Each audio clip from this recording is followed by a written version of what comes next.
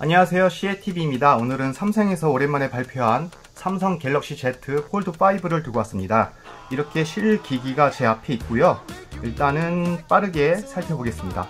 가장 눈에 띄는 점은 이렇게 플렉스 힌지를 채용함으로써 전작에 있던 힌지 부분에 공간이 있었는데 이렇게 플렉스 힌지로 바뀜으로 인해서 공간이 전체적으로 사라졌고 딱 물리는 깔끔한 모습을 유지하고 있습니다. 그래서 전체적인 두께도 얇아졌고 무게도 10g 정도 가벼워져서 10g 차이가 별로 스펙상에서는 안 느껴지겠지만 제가 실제로 들어본 결과 상당히 가벼운 걸로 느껴집니다. 특히 아이폰 맥스 같은 경우는 240g인데 15g 밖에 차이가 안 나기 때문에 이전에 불만으로 느껴졌던 무게적인 단점도 크게 상쇄가 된 걸로 느껴졌습니다. 전면에는 6.19인치 인피니티 5 디스플레이가 채용되어 있고요. 뒷면에는 전작과 똑같은 스펙의 카메라가 3개 연달아 배치되어 있는데요. 위에는 기본 5000만화소, 1200만화소, 그리고 1000만화소의 카메라가 탑재되어져 있습니다. 이것은 갤럭시 23과 동일한 스펙이기 때문에 어떻게 보면 좀 불만스러운 요소도 보이긴 하지만 공간적인 요소 때문에 어쩔 수 없다라는 생각이 들기도 하고요. 플래시 같은 경우는 전작에 카메라 섬에 같이 일체화되어 있어서 카메라 섬이 더 컸는데 플래시 부분이 빠짐으로써 카메라 섬 부분이 살짝 더 작아진 모습을 살펴볼 수 있었습니다. 옆면에는 유심과 전원, 지문 인식 버튼, 그리고 볼륨 버튼이 위치하고 있고요. 하단에는 마이크 버튼, 충전 단자 포트, 양쪽으로 듀얼 스피커가 자리 잡고 있습니다. 전면 디스플레이는 폴더를 열지 않아도 상당히 만족스러운 화면 크기를 유지하고 있어서 전작과 같이 사용할 수 있고요. 이 화면 내에서 펼치지 않아도 전체적인 스마트폰을 다루는 데 있어서 전혀 불편함을 느끼지는 못했습니다. 이러한 점이 갤럭시 Z 폴드 5의 가장 큰 장점인 듯 싶고요.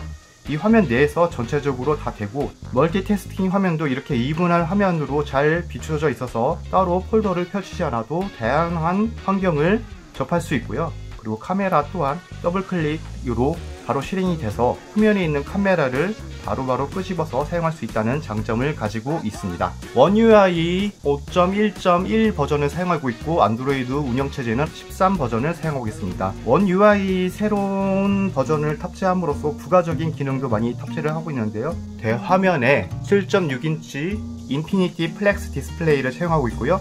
그리고 가장 눈에 띄는 점은 UDC 카메라가 전작과 마찬가지로 있는데 제가 봤을 때는 어두운 환경에서는 크게 띄질 않거든요. 하지만 자세히 들여다보면은 약간 이질적인 모습이 아직까지 남아있어서 기술적인 부분은 많이 해결이 된 것 같지 않습니다. 해상도와 화질 부분은 전작에 비해서 많이 향상이 되었기 때문에 점점 개선이 되어져 있는 걸로 파악이 되고 있습니다. 당연히 갤럭시 Z 폴드 5의 가장 큰 장점은 이렇게 멀티태스킹 기능을 실행할 수 있다는 장점을 가지고 있고요. 이렇게 해서 끄집어내면은 3개의 화면이 있고 여기서 한 번 더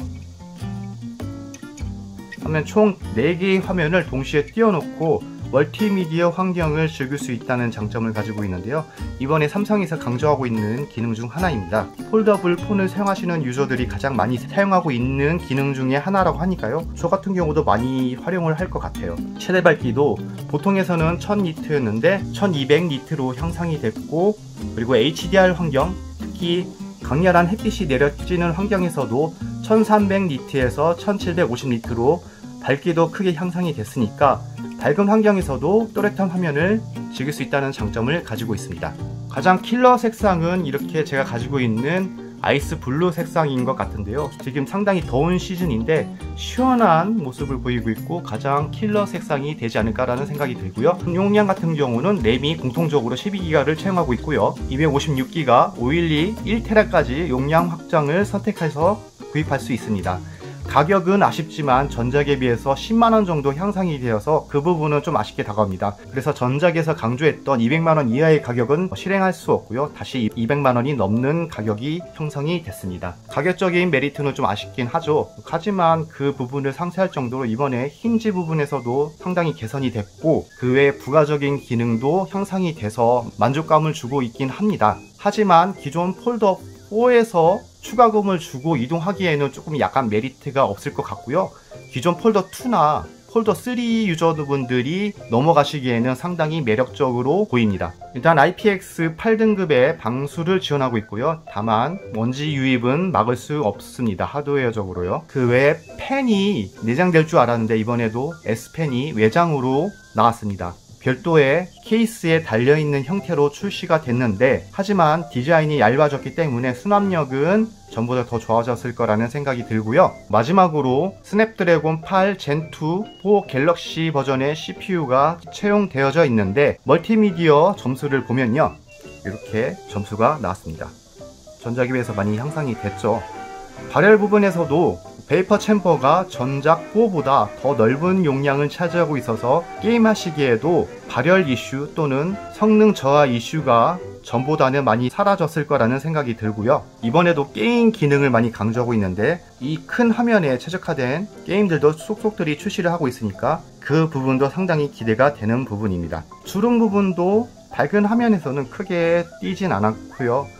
자세히 들여다보면 있긴 하지만 아래로 움푹 꺼지는 부분이 전보다는 상당히 작아졌다는 느낌을 받을 수 있어서 그 부분도 상당히 괜찮을 거라는 생각이 들고요. 상당히 좀 조심스러운 부분이 있는데, 전작 같은 경우는 이렇게 가운데 부분이 공간이 있어서 이물질이 있을 시에는 다쳤을 때도 어느 정도 화면에 보호가 됐을 거라는 생각이 드는데, 지금 같은 경우는 플렉스 힌지를 탑재함으로써 전체적으로 이렇게 딱 유격 없이 딱 닫히는 구조잖아요. 화면 사이에 이물질이 있을 시에는 어떻게 될지 화면의 내구성도 조금 의심스럽긴 하지만, 삼성에서도 그 부분을 인지하고 발매를 했을 거라는 생각이 들어서 괜찮을 거라는 생각이 들고요. 가격이 향상이 됐고, 카메라도 전작과 같은 스펙을 채용하고 있고, 디자인적인 요소에서도 크게 눈에 띄는 점이 힌지 부분 빼고는 없기 때문에 조금 아쉽게는 느껴집니다. 아마 폴더 6에는 더 혁신적인 기능을 탑재하고 나오지 않을까라는 생각이 들고요.